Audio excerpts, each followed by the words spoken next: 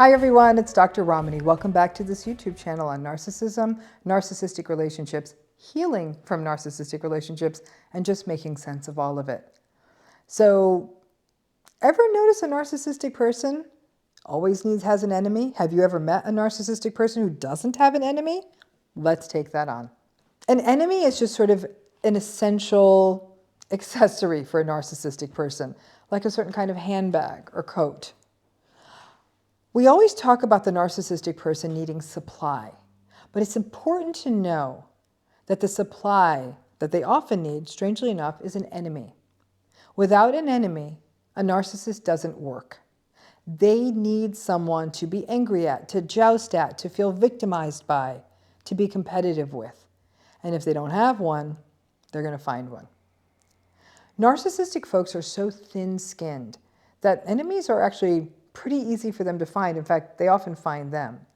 The neighbor whose hedge isn't trimmed, the mechanic who they think overcharged them, the colleague who makes more money than them, the brother who owes them money. Narcissistic folks also hold grudges for a long time.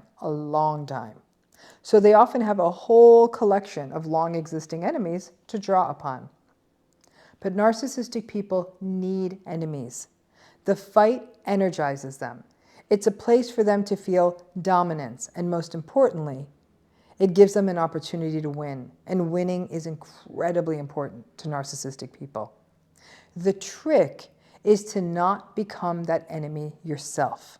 Now, you may be their current enemy, so you know the role very well, and you may be their enemy because you did something that injured their ego. Maybe you broke up with them, cheated on them, beat them out in a business deal, got more attention than them, got a better grade than them.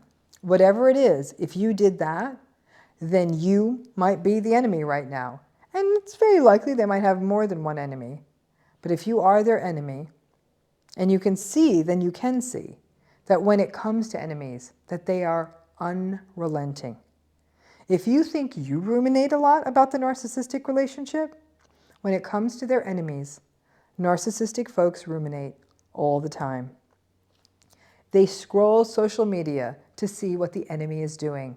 They listen to people who know about the enemy and talk to them. They may launch revenge plots against their enemies, or try to mess up deals for them, or pass rumors about them, or make them look bad, or find a way to get at them, even if it's just passive-aggressive digs or insulting barbs. You name it, their enemies are going to be very unhappy people. But without an enemy, narcissistic people feel edgy. They can't sit still. They're frustrated. They may pick smaller fights with folks. Heaven help a narcissistic person when things are going well for them and no one's sort of really an identifiable enemy. They kind of need that thorn in their ass. Narcissistic people are antagonistic. It's a personality style that's all about hostility and conflict and arrogance. So without those things, they're going to find a way. Some narcissistic folks may take up hobbies where they can win at something: gambling, sports, fights, video games. So at least the fight, the win, is integrated into their life in some way, and they've got some sort of enemy out there, even if it's a fictional one. If you're in a relationship with a narcissistic person, you will recognize this because a fair amount of your relationship has been spent listening to their grievances, and it is exhausting. They are always complaining about someone and making it about some victimized something or other. They always feel they are the target of a hate campaign or a witch hunt, and it can be exhausting. For a while, you may have unwittingly enabled them and told them, "Oh, I'm so sorry you're having to deal with all these problems." But for all their complaining, they wouldn't be able to function without having these embittered fights. The embittered fights are what help them keep going. Antagonistic people need antagonism. It's the air they breathe.